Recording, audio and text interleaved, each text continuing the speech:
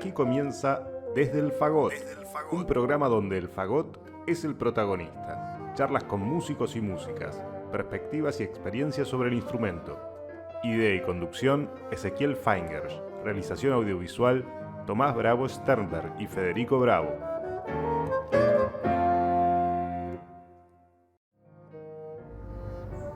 Hola, ¿cómo están? En el programa de hoy les quisiera compartir la entrevista realizada a la fagotista argentina Claudia Pintado, quien es profesora de la cátedra de fagot en los conservatorios de Julián Aguirre y Alberto Ginastera, y asimismo en la Escuela de Arte de Florencio Varela.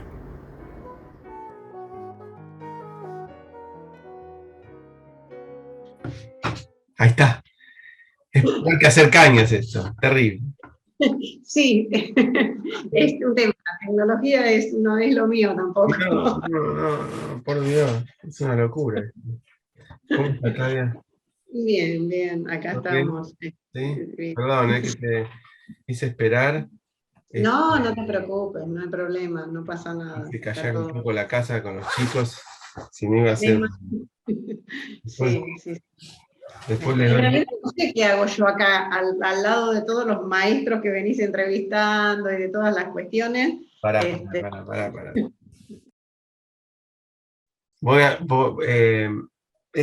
Este proyecto es justamente para que todos los que somos fagotistas entremos en el mismo tren, en el mismo vagón, que es medio una parte lúdica que uno se olvida, ¿viste? Cuando uno, la profesión trata siempre de enderezarte y todos te tratan de hacer creer que estás trabajando, pero todos empezamos a tocar por la misma razón. Entonces, me parece que viene de por ahí lo que yo intento hacer. No lo estoy haciendo muy bien, pero por lo menos estoy dejando las cosas plasmadas que antes no estaban. Y los chicos, si quieren, pueden tener una idea en primera persona de quien quieran escuchar, cosa que por mi parte, personalmente no lo tuve nunca. Sí, totalmente de acuerdo. Este, Es genial. me está... Bueno, ya hace rato que me di cuenta del tiempo que le tengo que dedicar, pero aprovecho de que estoy un poquito con más tiempo del que suelo tener, con menos ópera y todo eso, entonces aprovecho de hacer la mayor cantidad de entrevistas posible y hasta que se pueda. Claro. En algún momento se frenará, pero bueno, ya hicimos un poco, así que está bueno. Los chicos de edición son unos genios que me ayudan, mis alumnos, y les doy un trabajo, no sabes. Lo que vos ves ya tiene edición, así que imagínate lo que es el crudo, es un desastre. Bueno, pero vos viste que los chicos manejan estas cosas de una forma increíble, porque ya nacieron en esta era. Sí, pero el tiempo pasa para todos, entonces los chicos pobres, yo sé que les quita un montón de tiempo igual, ¿viste? Pero bueno, por el momento me siguen acompañando y ya se hizo prácticamente un año de entrevistas. Está buenísimo. Esta entrevista, junto con ya como 15 entrevistas más, se van a empezar a pasar a partir de marzo, abril del año que viene.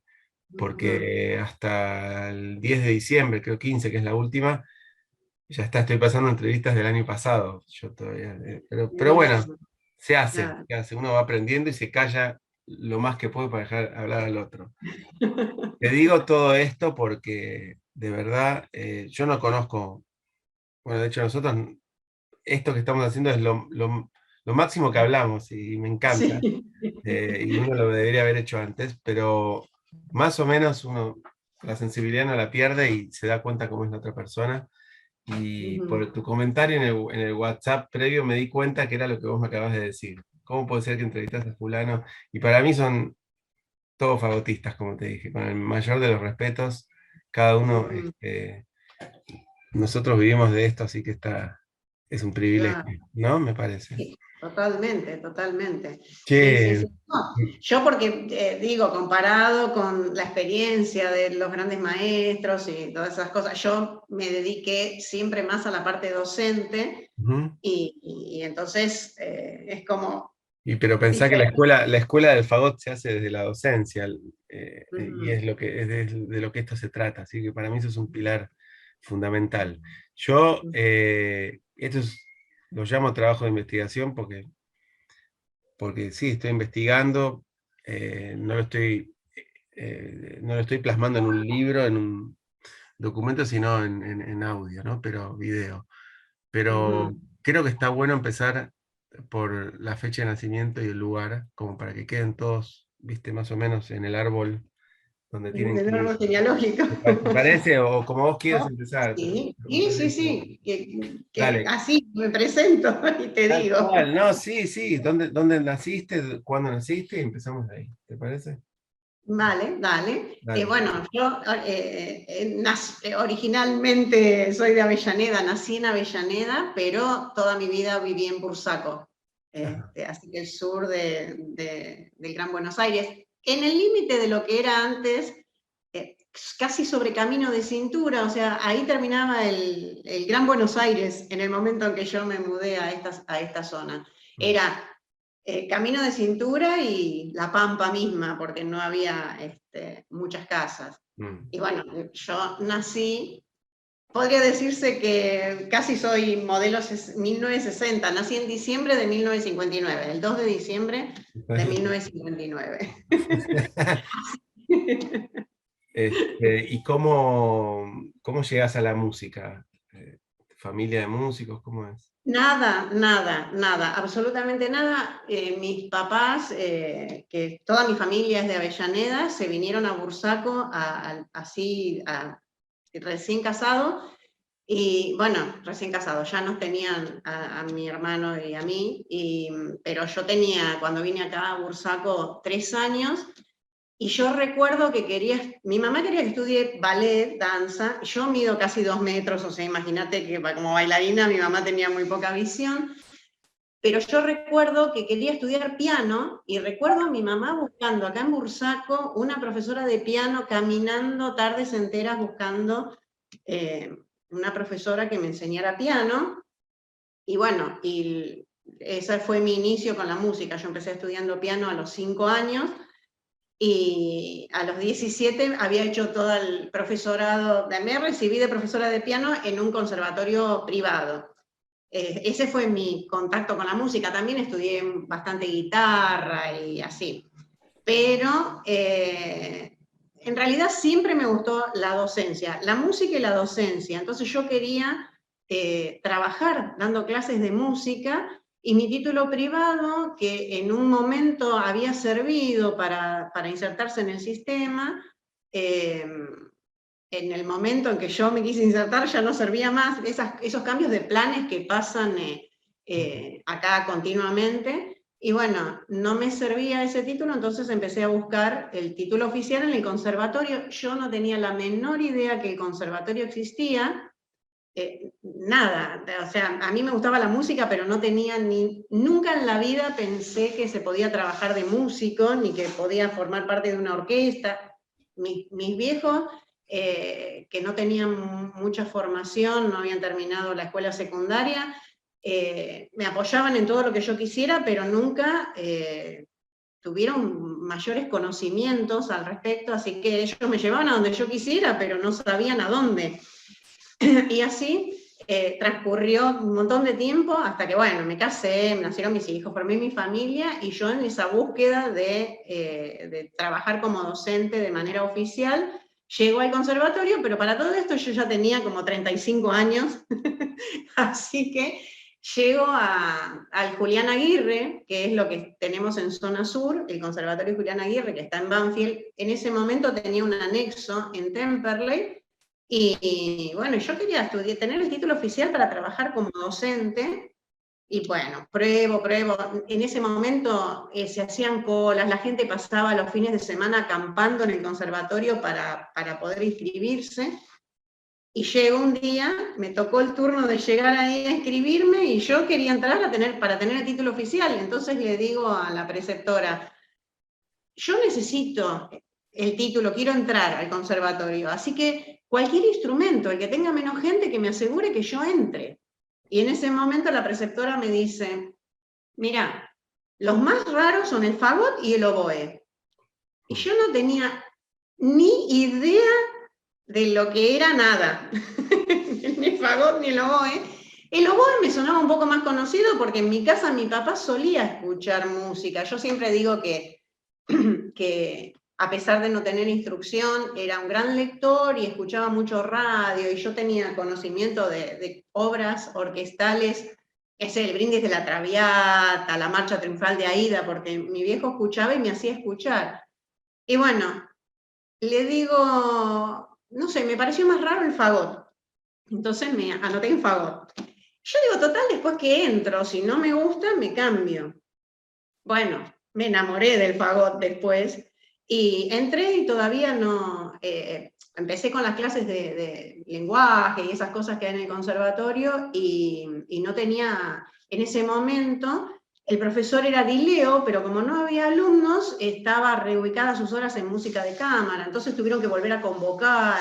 Bueno, y ahí empecé a estudiar con él. Empecé con Ariel Dileo. Sí, sí, sí, sí. Y ahí empecé. Obviamente, yo no te...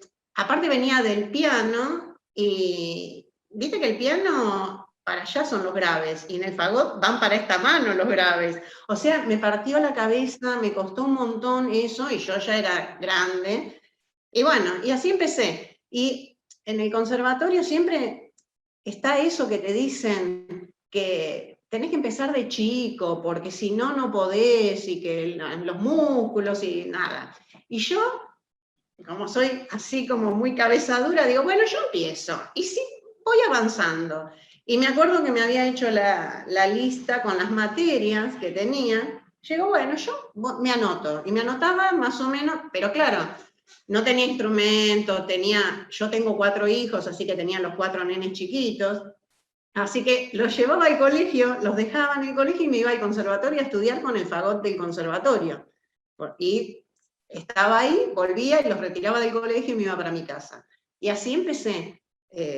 Y bueno, nada, cuando empezó a sonar el fagot, sonaba horrible, pero después empezó a sonar mejor, y iba tachando yo materias y iba progresando, y yo decía, bueno, está bien. Yo no empecé de chica, pero esto está bueno, me gusta. Y así fui avanzando y avanzando, y la suerte que me encontré con Ariel Dileo, que siempre fue un motivador así increíble, y siempre me decía, vos nena, estudia, no te preocupes, me decía, vos estudiá, y yo le ponía onda, iba avanzando, y él siempre me decía, esto no se trata de genialidades, esto se trata de sentarse a estudiar. Si vos te sentás a estudiar, y vas progresando. Me dice, hay que estudiar, porque acá se creen que son todos geniales, que todo el mundo es como por inspiración. No, no, no, no, acá no hay secretos, es estudio. Y así fui avanzando, fui progresando. Y también otra cosa muy buena que siempre me decía Ariel, que tomara clase con cuanta persona se me cruzara en el camino. La verdad que no era un profesor egoísta en ese sentido. Entonces él nos decía, bueno, hay una masterclass, hay esto, hay lo otro, andá, hacelo, inscribite, anotate, probá, escucha todo, sacá tus propias conclusiones. Y bueno, y así fui avanzando con él, hasta que me recibí. Claudia, ¿y Sí. qué año empezaste? ¿Te acordás? Sí, sí, en el conservatorio en 1995. En el En el 95. 95. Me Y recibí en el 2004. porque Ariel daba clases también en otro conservatorio, en el Falla, creo, ¿no? ¿Puede ser? Claro, claro, claro, claro. Y Pero no, él venía acá a Banfield y en el de trabajaba acá. Banfield, ¿eras la única alumna siempre hasta que te terminaste o se unieron algunos chicos más? Y hubo momentos, en realidad cuando yo empecé, estaba Francisco Dimeo también, que empezamos por ahí juntos, y bueno, él después siguió con otras cosas, viste que en esto no todo el mundo sigue la carrera formal, porque uno empieza a tocar y se empieza a distraer de las materias del conservatorio. Yo, como tenía 4 hijos, no podía irme mucho a tocar a ningún lado porque no me daba el tiempo. O estudiaba o tocaba mucho por las orquestas estudiantiles. Entonces yo iba haciendo cositas, pero me concentraba mucho en el estudio porque era como mi marco de contención, digamos, y tenía que ocuparme de mis hijos, de mi casa, y bueno, y era toda una organización familiar que no me permitía, me salían cosas, a lo mejor alguna orquesta para tocar en Capital, y yo no me podía ir todo el día de mi casa para hacer esas prácticas. En ese momento estaba, no sé, no había tantas orquestas, y estaba la orquesta de Facultad de Medicina, la orquesta de Hurlingham. Irme hasta Hurlingham era impensado, yo no tenía vehículo en ese momento, bueno. Entonces no me quedó más remedio que concentrarme pura y exclusivamente en hacer la carrera, y bueno, ahí fui engranando con eso y iba haciendo algunas cosas, ¿no? Yo recuerdo que cuando estaba, después de unos años de estudiar, fui a trabajar, la primera vez que me senté en una orquesta profesional fue en el Teatro Margarita Xirgu. Ajá. Y me senté en el foso y me fascinó. Yo dije, esto es espectacular. ¿Cómo no descubrí esto cuando tenía 8 años, 7 años? Decía yo. Nada, ahí yo siempre lo cuento y se me pone la piel de gallina, que es el momento de mi vida, el día que me senté y escuché la orquesta desde el foso, una orquesta profesional además, desde el foso, ese momento y el nacimiento de mis hijos, así, a ese nivel. Y yo dije, esto es lo que me gusta, es este el lugar en donde yo quiero estar, la música, la orquesta y el fagot. Y bueno, ahí es como que se encauzó mi vida para ese lado. ¿Y llegaste a terminar el conservatorio con Ariel? Sí, me recibí en el 2004 y después hice la licenciatura en la Universidad de Lanús. Ajá. Y también terminé la licenciatura en el 2007. Sí, me recibí con diploma de honor en la licenciatura y todo. Y, Claudia, ¿quién está en Lanús? ¿Con quién estudiaste? Y en ese momento en Lanús estaba Pedro Chiambaretta. Ajá. Él me admitió, porque yo primero fui a la orquesta académica, que era una orquesta que me quedaba cerca, la de Lanús, y no tenía fagotista estable. Entonces yo me contacté con la orquesta para entrar primero como fagotista en la orquesta académica, cobraban una beca, una cosa así. Yo dije, bueno, es la orquesta que me queda cerca, yo quiero estar ahí. Y me recibió Pedro. En realidad no, me hicieron una entrevista y me dice, bueno, vení que te va a tomar el examen de admisión. Pedro Chiambaretta, yo casi me muero cuando me dijeron que me iba a tomar el examen él, porque sí lo había conocido así en algunas cosas, pero nunca había tenido demasiado trato con él. Y bueno, y entonces me tomó la audición y yo recuerdo que así temblaba yo cuando estaba él escuchándome, y yo toqué la sonata para fagot y violonchelo de Mozart. Ajá. Y para la audición. Y él me cantó la parte de violonchelo. Todo el tiempo me cantó la otra voz. Así que, bueno, fue re lindo el momento porque yo iba súper nerviosa y fue muy cálido. Y ahí entré a la orquesta académica.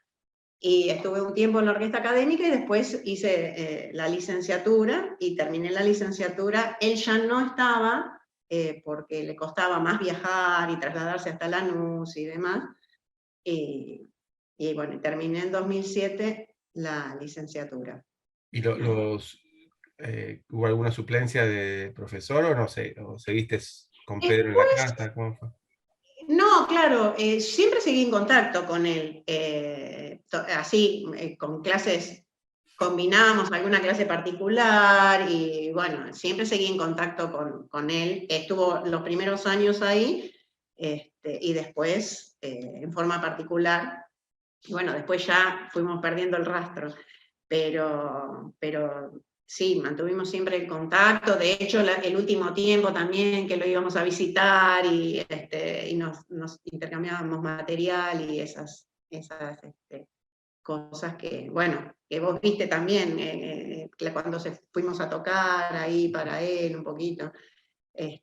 Hasta que, bueno, ya a lo último ya no tenía clase porque ya él estaba en el geriátrico y bueno, se van complicando los tiempos también, el viajar y demás, ahí ya perdí. Digamos que agarraste el último periodo de Chiambaretta como docente activo, ¿no? Claro. Claro, claro, sí, Claro. sí, sí. Sí, sí. ¿Y qué te acuerdas de las clases de Pedro? ¿Qué te viene a la mente? Así lo primero que... Y no sé, tenía un montón de recursos y mañas él, y era como muy didáctico. Y decía, no, esto tocalo así, pon este dedo, y me pasaba tips todo el tiempo. Y bueno, y tenía el fagot con el portacaña incluido, y tenía esas cosas que él se hacía en el instrumento. Y bueno, él siempre, yo lo que recuerdo es que él minimizaba los problemas. Decía, bueno, esto hay que agarrarlo y buscarle la vuelta. El instrumento tiene todo ahí. Vos podés usar, el resultado es este. Vos tenés que usar el instrumento y probá, meté dedo y sacá dedo y vos tenés que llegar a este resultado y fíjate, experimentá con el instrumento, porque te van a dar una posición, otra posición. Dice, pero vos fíjate lo que a vos te rinde para llegar al resultado. Y bueno, y de esa manera también era re inspirador, porque uno se sentía como así poderoso con lo que hacía. Y bueno, siempre, yo no lo vi nunca enojado, siempre lo vi de buen humor. La verdad que he tenido suerte en ese sentido porque me han tocado eh, personas generosas para transmitirme los conocimientos. Eh, no sé, recuerdo, en un momento tocamos juntos, él tocaba en una orquesta del barrio de Belgrano, creo que era una orquesta donde se juntaban a tocar músicos jubilados ya, pero musicazos, ¿no? Que ahí yo conocí a Pedro Pocchiararo, a Frogioni. O sea, yo estaba en la orquesta con Pedro Chiambaretta, mientras Frogioni tocaba el concierto para clarinete, por ejemplo. Esas cosas así como re mágicas.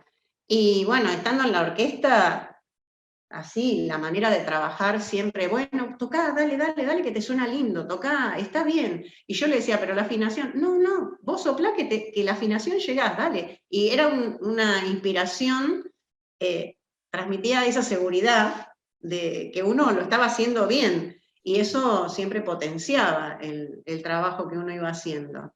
La verdad que siempre, yo lo recuerdo siempre muy generoso con todas esas cosas. ¿Y tomaste música de cámara con él también, con Pedro? Algunas cosas de música de cámara, no tanto como hubiese querido, pero sí, algunas cosas. En la licenciatura, lo que pasa que en música de cámara, teníamos con Pedro teníamos la parte de estudio orquestal, que es la de los solos, el trabajo desde el instrumento, y música de cámara teníamos otros profesores, teníamos, no sé, a Rafael Gintoli, estaba Joare Johnson, Alicia Belville, estaban en la parte de cámara y más tomaba clases con ellos que con Pedro. Y bueno, el hecho de estar distantes en la zona, vivíamos muy lejos, entonces eso complica bastante. A mí me complicaba también por mi organización familiar, digamos. Entonces todo era complicado. Vivir en la zona sur es como que uno tiene, aparte de todas las cosas, tiene los contratiempos de que los medios de transporte hay que combinar horarios, llegar tarde es medio incómodo. Entonces se recortan, algunas cosas se van recortando. Entre ellas las clases así con los profes que viven muy lejos. Y con Ariel Dileo, ¿qué nos puedes contar de las clases? Y Ariel era muy paciente, daba tiempo a que uno haga, era como muy correcto y muy claro y muy exigente, a la vez que era paciente era exigente. Y entonces como que no daba esa posibilidad de hacer chamboneadas. Teníamos que estudiar y hacer las cosas bien. Y era muy meticuloso con las expresiones, los fraseos. Además le gustaba mucho y leía mucho sobre música y sobre los compositores, siempre estaba leyendo constantemente y le gustaba mucho la parte de interpretación, entonces transmitía mucho eso. Siempre muy paciente, él nos daba la posibilidad de, por lo menos a mí, me daba tiempo, me esperaba que yo estudie, y bueno, si no es esta semana, la semana que viene, y bueno, tenía esa paciencia, y a su vez, hasta que las cosas no estaban, no las dejábamos, y no era que llegábamos al examen porque era la fecha. Bueno, no das este año, das el año que viene, pero bien. Y bueno, siempre recuerdo que decía eso, horas traste. Esto es horas traste, sentarse a estudiar, no hay otra. Y bueno, y nos enseñaba también, él no armaba sus cañas, pero sí nos enseñaba a rasparlas, tenía un montón de tips respecto al raspado. Y bueno, recuerdo que nos retocaba mucho las cañas, y nosotros le llevábamos las cañas que teníamos problemas, y estábamos en la clase raspando y viendo qué alambre ajustar para que la caña aguante un poco más. Y no sé, la verdad que yo sobre todo recuerdo la paciencia, y también que él tenía muchos, en una época que no había mucho material para escuchar cosas de fagot, él tenía muchos CDs, y nos facilitaba para copiar todo el material, y nos traía copias y fotocopias, y lo que sí, yo recuerdo mucho es que él tenía de la orquesta, se escribía los solos, él memorizaba el solo y se lo escribía, no, la época que no se fotocopiaba tanto, entonces él memorizaba los solos y se lo escribía, y yo tengo varios solos escritos manuscritos por él, porque a lo mejor buscar el libro o encontrar tal parte, y él nos pasaba, y decía, no, ¿por qué esto? Y empezaba y lo escribía de memoria, y nos pasaba el fragmento escrito de puño y letra. En una época, ahora todo es fotocopiable, buscas en internet y tenés todo el material a la mano. En el momento ese costaba mucho, y a veces no todo el mundo era tan generoso con las partes. Vos buscabas un material y costaba encontrarlo. Y bueno, y él, la verdad que nos facilitó todo el material de estudio, lo tengo fotocopiado de sus libros, de sus cosas. Y bueno, y ahora tengo los libros de él, todos los originales que yo los tenía fotocopiados mientras estudiaba, ahora los tengo heredados, digamos. ¿Y llegaste a tocar con Ariel en algún momento? ¿Junto a Ariel? Profesionalmente no, así nos invitaba muchas veces a la casa a hacer cosas. Teníamos época de examen y nos decía, no, vení, y nos escuchaba, después que terminaban las clases, nos seguía escuchando en la casa, y íbamos y tocábamos así en forma casera, digamos, pero profesionalmente nunca toqué con él. Con Ariel, lamentablemente lo digo, toqué una ópera, nada más. Y La Bohème. La Bohème. Sí, La Bohème. Y no sé si La Bohème y después toqué Mefistófeles, creo que son 2 óperas, pero ahora que lo estoy conversando con vos, pero me acuerdo de La Bohème por mil anécdotas, es una ópera muy especial que a él le gustaba mucho. Pero te cuento esto porque, por más que yo lo diga, algunos dirán que no es suficiente, pero la sensación de tocar al lado de Ariel hacía que vos toques 10.000 veces mejor. Ser una persona que, por lo menos a mí. Y no fui predispuesto a eso. Me lo dijeron después, cuando yo lo comenté, me acuerdo. Y me acuerdo que Guillermo Roura, que era el solista adjunto de la Orquesta Estable y tocaba con Ariel, me dijo, es que Ariel Dileo es el mejor segundo fagot que hay. No hay otro segundo fagot como él, junto con Mario Cesarini, son 2 joyas. Y bueno, dijo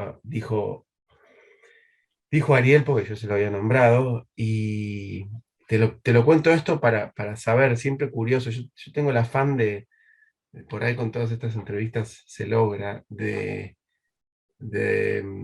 concientizar a los que todavía no consideran eso como, o no están de acuerdo, ¿no? Pero tal vez concientizar un poquito el trabajo de el músico de orquesta que no es solista, ¿no? Primera silla. Para que se conozca también y para también que tal vez los más jóvenes tengan un chip diferente, ¿viste? Sí, sí, totalmente.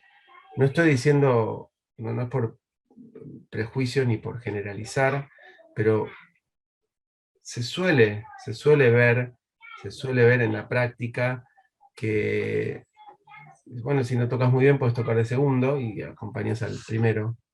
Y eso se te pasa muy fácil cuando vos vas a un concurso en el exterior y hay 75 fagotistas por un puesto de segundo fagot. Y lo que tenés que estudiar es de las cosas más complicadas que por lo menos yo recuerdo. Te diría que es hasta más difícil que tocar segundo oboe, segundo fagot, que las primeras sillas, menos expuesto, pero no más simple. Claro, claro. Bueno, él decía, no, la música es toda, es tan importante el primero como el segundo. Decía, por algo está escrito así. Si un compositor como Beethoven, Mozart, escribieron para primero y segundo fagot, es porque es importante. Y él decía, es fundamental.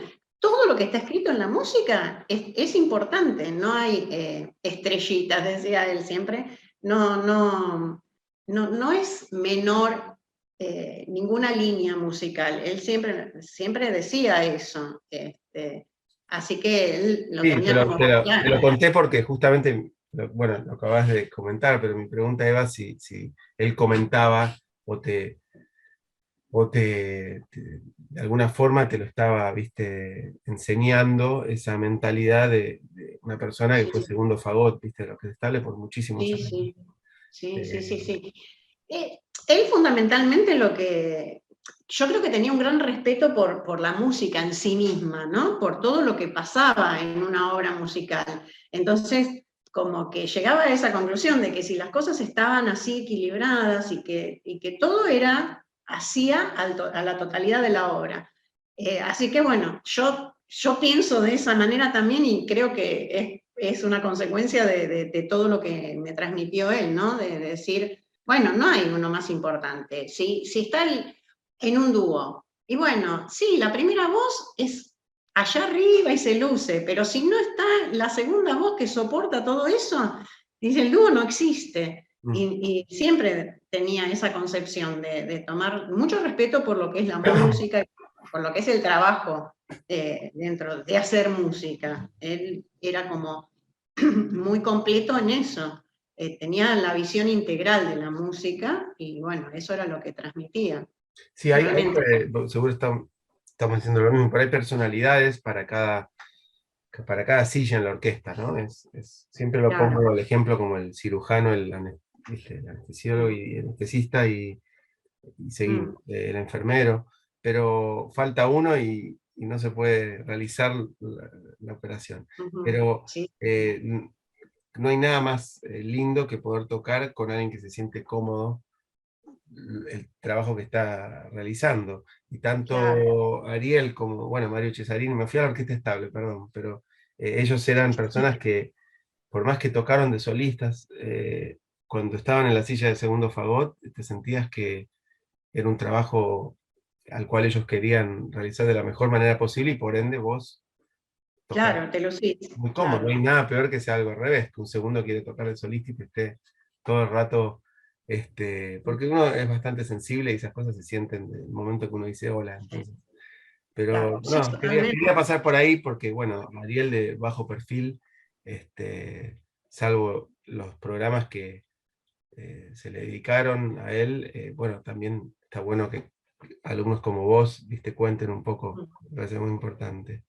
Sí, además también otra cosa que transmitía él era el respeto por su trabajo, no solamente la parte musical, sino el llegar a horario, el estar cuando tenés que estar, el compromiso con un ensayo, y si falta uno en un ensayo, el ensayo no es lo mismo. la responsabilidad con esa cosa de la puntualidad y no faltar, y el respeto por los colegas. Jamás lo escuché hablar mal de ninguno, y a veces vos intuís cosas o decís, bueno, le buscás la lengua para ver si te dice algo de alguien. Nunca, jamás lo escuché criticar a ningún colega, siempre tan respetuoso. Y hablando con Pedro Chiambaretta las últimas veces que yo estaba tratando de ver si lo podía llevar a Ariel a verlo a Pedro, mientras estaba en el geriátrico, y bueno, no lo pude combinar. Pero Pedro decía eso, dice, que la corrección, se ve que esa escuela de gente tan delicada de trato también, ¿no? Muy correctos, muy respetuosos por los colegas. Y Pedro decía, no, un gran muchacho, muy correcto, siempre ubicado en su lugar, me decía las últimas veces que hablé con Pedro sobre Ariel.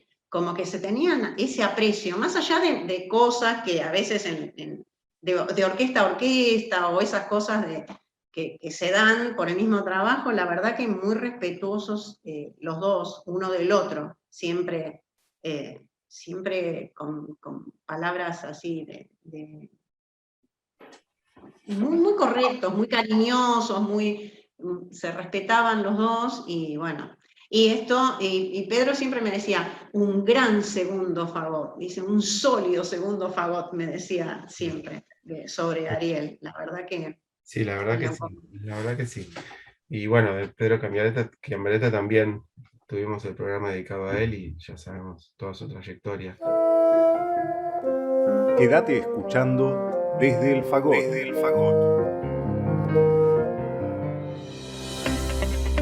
Radio Damus, la radio del Damus. Música, debates, información, actualidad y humor. Llévanos a todos lados, bajate la aplicación y sé parte de este espacio. Radio Damus, nuestros sonidos.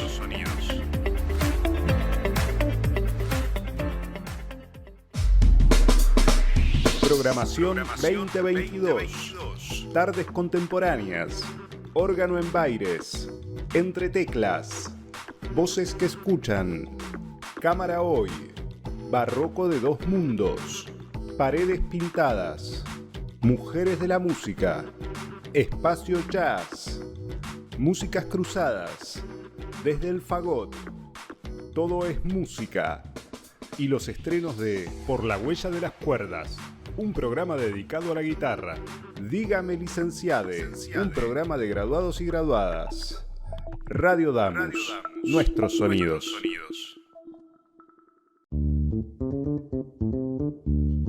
Radio.damus.musica.ar. La radio TV en vivo, información de los programas y mucho más. Radio.damus.musica.ar.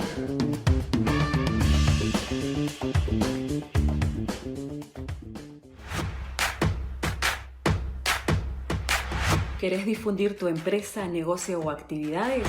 Escribinos a radiodamus@gmail.com. Ofrecemos planes a medida y a precios accesibles. Radio Damus. Sonamos cerca.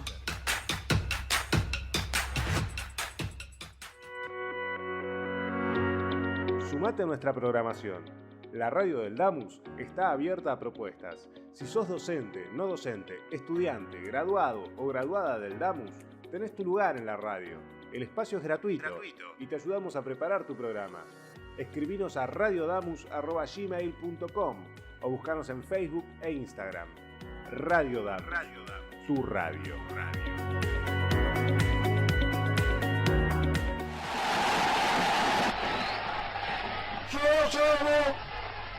Lleva en mis oídos la más maravillosa música, que para mí es la que pasan en Radio Damus.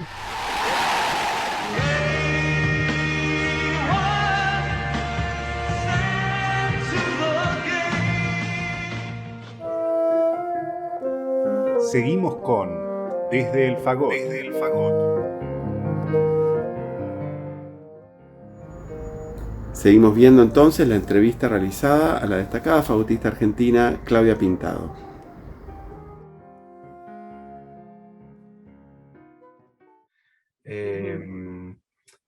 Claudia, ¿y cómo sigue el fagot en tus manos? ¿Qué hiciste al final? ¿Después te recibiste? Y bueno, me recibo y al momento que me recibo, empiezo a tocar así en distintas cosas, en forma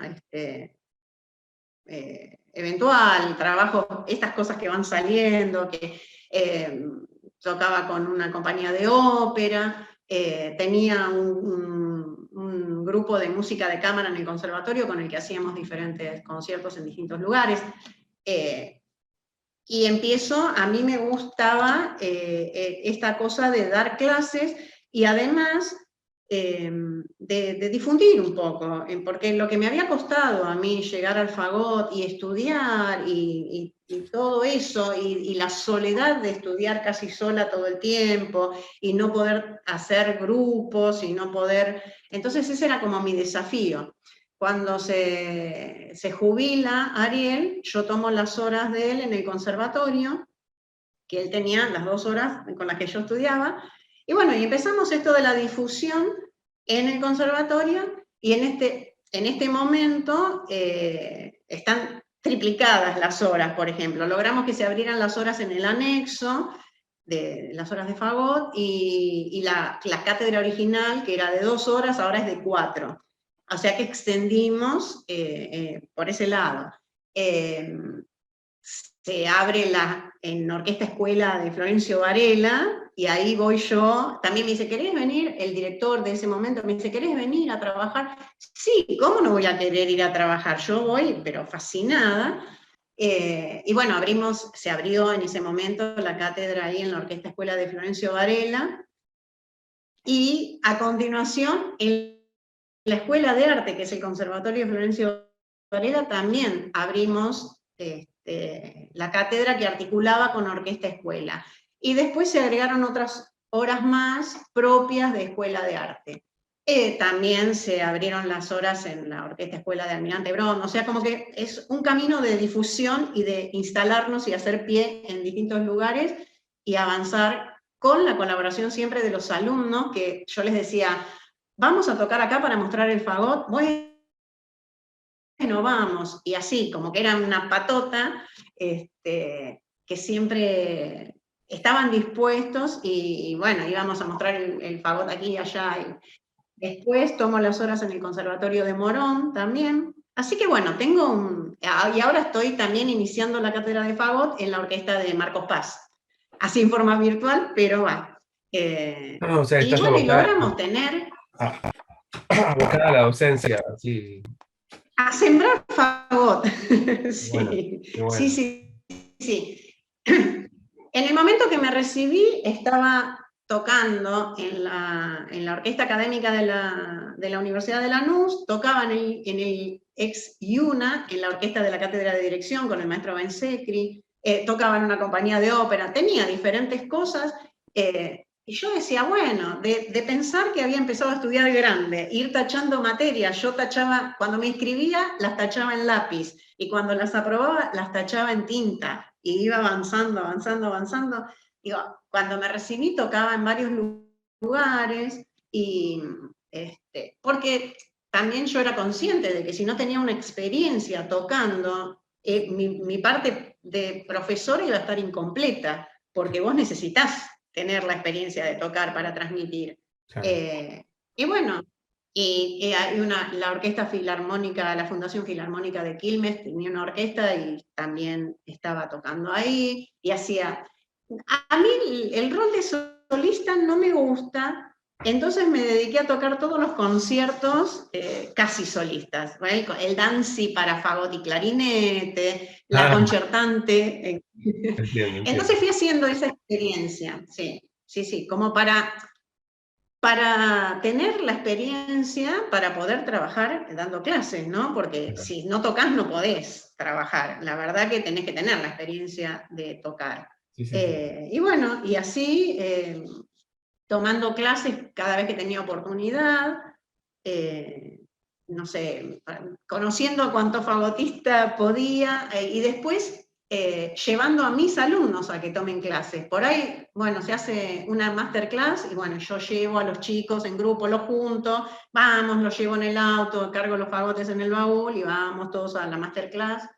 Y así como que andamos esparciendo fagotes por, por todos lados, pero eso es lo que me gusta. Generalmente son infantos juveniles o son chicos más grandes. ¿Qué edad? Mira, ahora tengo así como de todos un poco, y en este momento tengo dos, los más, tres. Tengo uno que ya está tocando, que estudió siempre conmigo, que está tocando en la Sinfónica Municipal de Florencio Varela, ya en forma profesional, que es un chico, es el más viejo de todos, que tiene 23 años, así, 24.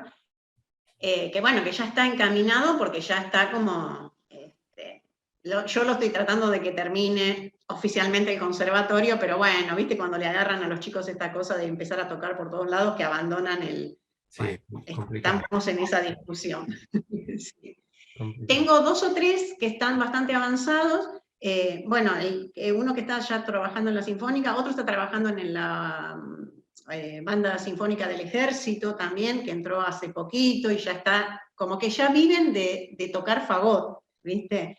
Y bueno, es como una realización, porque de que era todo nada y estaba yo sola, a tener una cantidad importante de alumnos y de poder armar, tengo el ensamble en el conservatorio, el ensamble en la orquesta escuela, tengo así, y cuando me falta alguno, llamo a alguno de la otra institución para que complemente, y vamos haciendo el trabajo escalonado, desde que no tocan nada y tocan una nota allá perdidita, hasta que después van avanzando y van tocando las otras voces, y todos quieren tocar la voz aguda de Libertango, ¿viste? Y entonces se esmeran para... Y bueno, pero es como esto de estar tocando en grupo y viendo cómo el otro toca, esa experiencia que yo no tuve, porque estudiaba sola, y eso es lo que me gusta generar, así que eso es lo que intento hacer. Sí, también toco porque tengo 3 grupos en los que toco como fagotista y hacemos de todo un poco, diferentes estilos musicales, que eso es lo que me permite seguir en actividad como música. Pero después, como ya,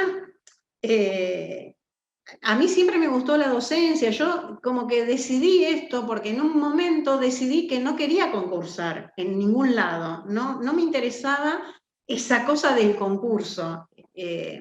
Primero porque soy súper vergonzosa, ahora ya me voy corrigiendo de eso porque con el tiempo uno se va soltando un poco, ¿no? Pero para mí era espantoso tener que presentarme en un concurso y que me estuvieran escuchando, era una cosa que la padecía muchísimo.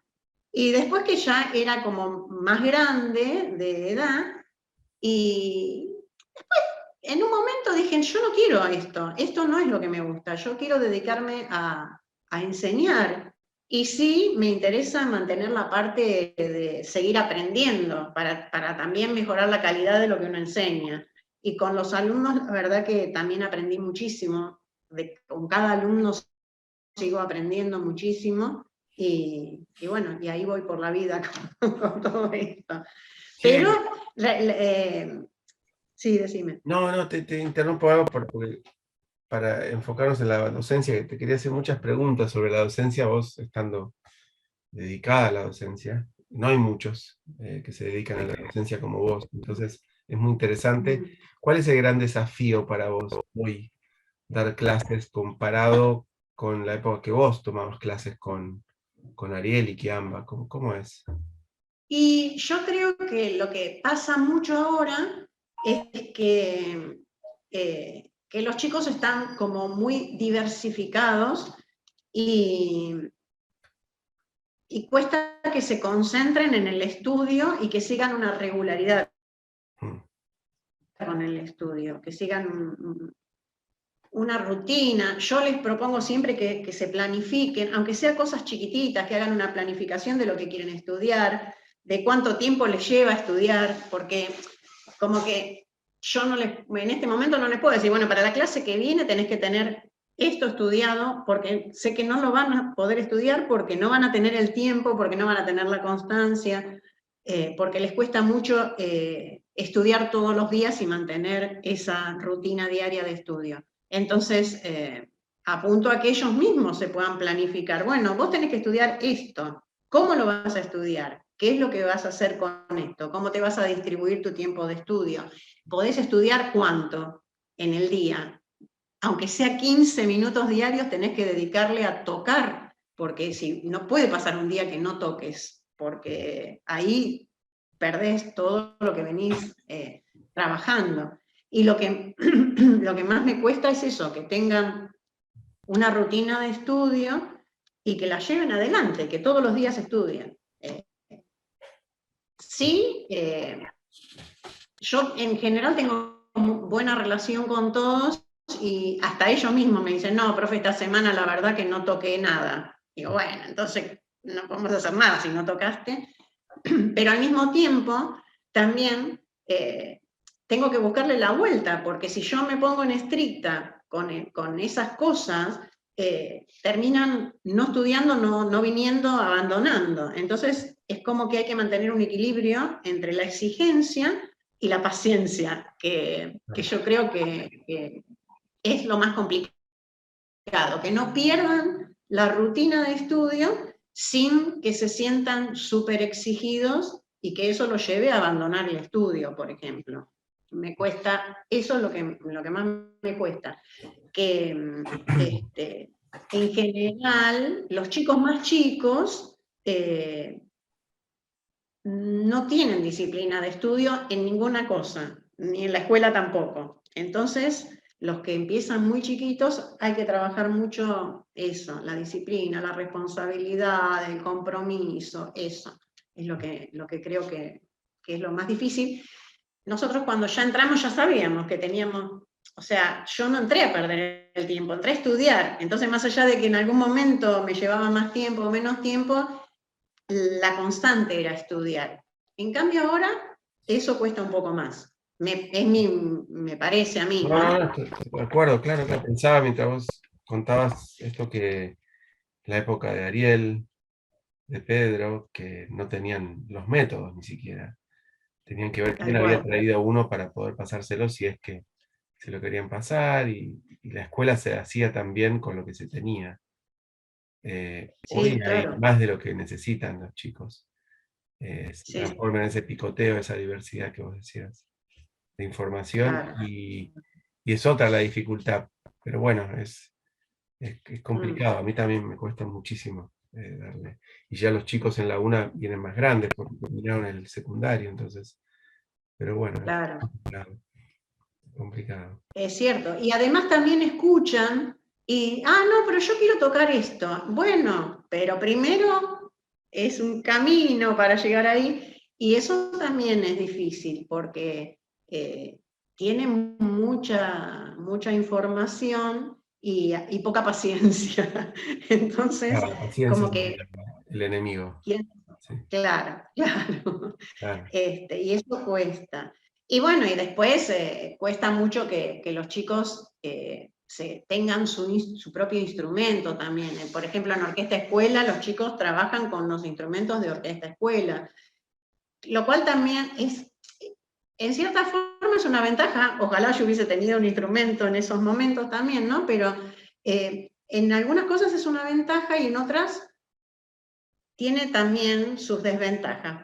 Primero que el instrumento que pasa de mano en mano, las llaves les suenan por todos lados, es un plan, no siempre los cuidan, cuando los arman y los desarman, entonces los instrumentos sufren mucho. cuesta un montón que se compren. En general, en los ámbitos de orquesta escuela, las economías no son súper florecientes en las familias, o son muchos hermanos, cuesta mucho que accedan a tener su primer instrumento, y eso es un tema también. Y por otro lado, a veces, cuando se les facilita tanto que tengan el instrumento y yo te llevo la fotocopia y el otro te presta el atril, como que demasiada facilidad también, a veces se pierde un poquitito. Hay que estarles todo el tiempo recordándoles que tienen eso al alcance de la mano, y eso es un beneficio, y que no siempre fue así. Que te presten un instrumento para que te lo lleves a tu casa, para que lo tengas para estudiar. Que el profesor te lleve la caña. Yo no sé la plata que invierto en cañas, porque siempre... Vos no vas a dejar que un chico de un barrio humilde, porque no se puede comprar una caña o porque no tenga el acceso a hacérsela, lo vas a dejar sin tocar, y vos le llevas la caña.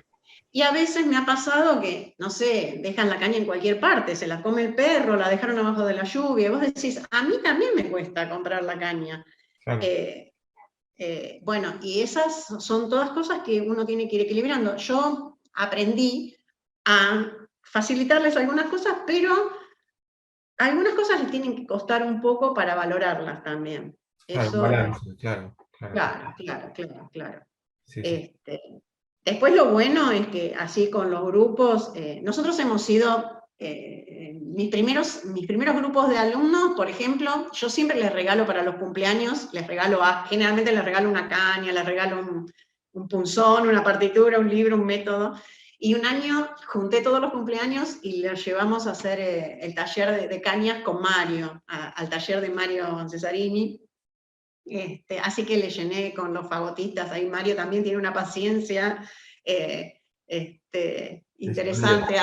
Una persona única, Mario Cesarini.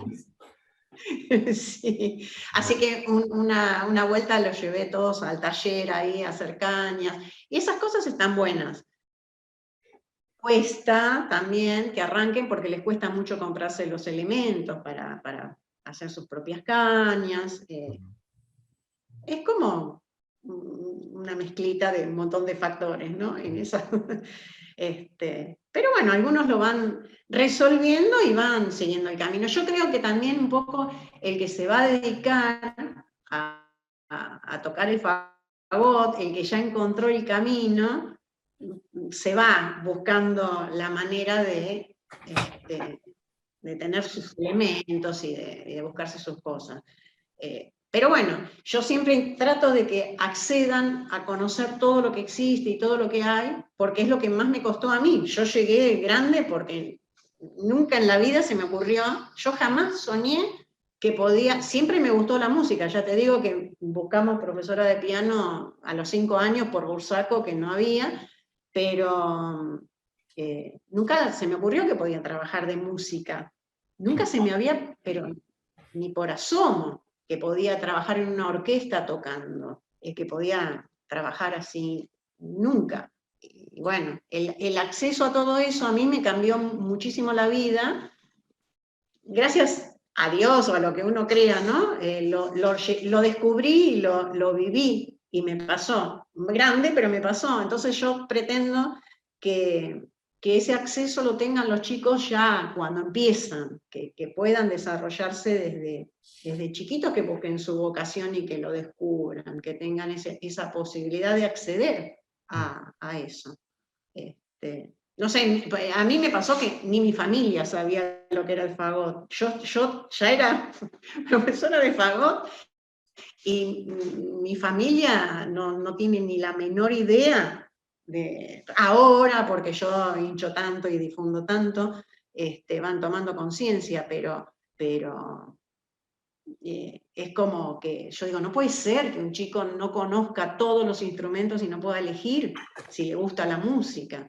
Entonces ahí va mi trabajo.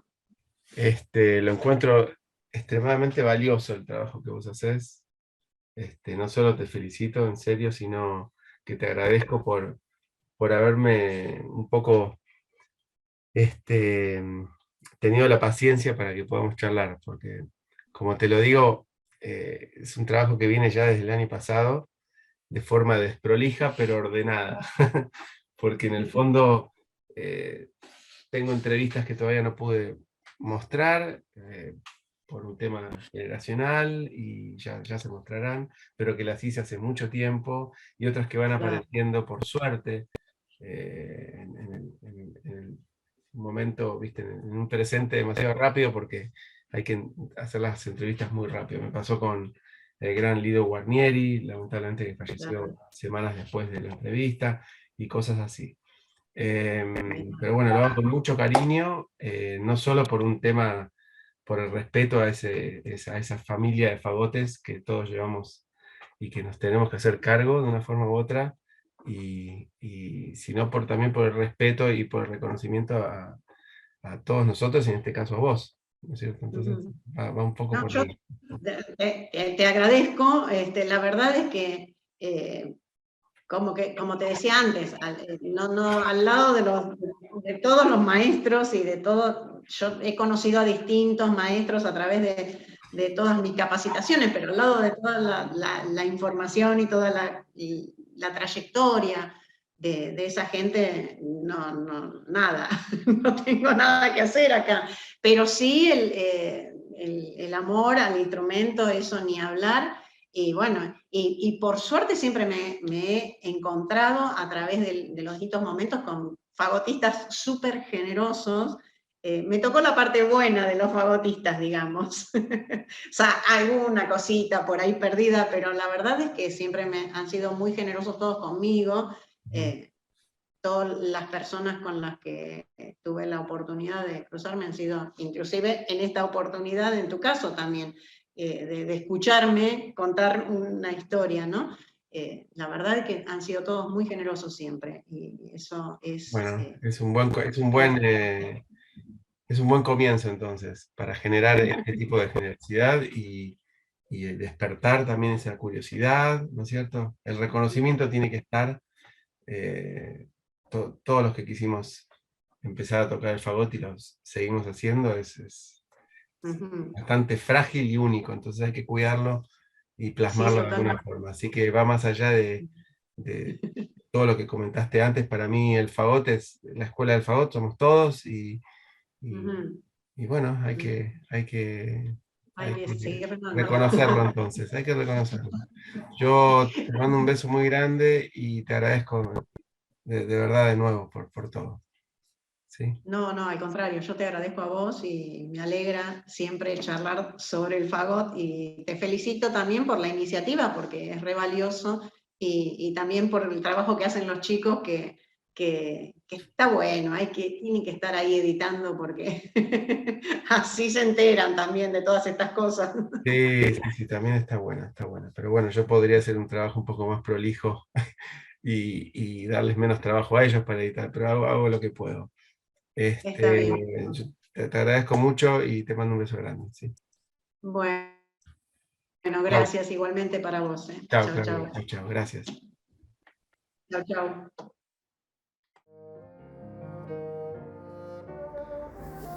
Llegamos así al final de nuestro programa de hoy. Espero que lo hayan disfrutado, tanto como yo, y mis agradecimientos, como siempre, por el excelente trabajo técnico y de edición a Gonzalo Rodríguez y Tomás Bravo. Será hasta pronto y muchísimas gracias. Esto fue Desde el Fagot. Idea y conducción, Ezequiel Feingersch. Realización audiovisual, Tomás Bravo Sternberg y Federico Bravo. Radio Damus, nuestros sonidos.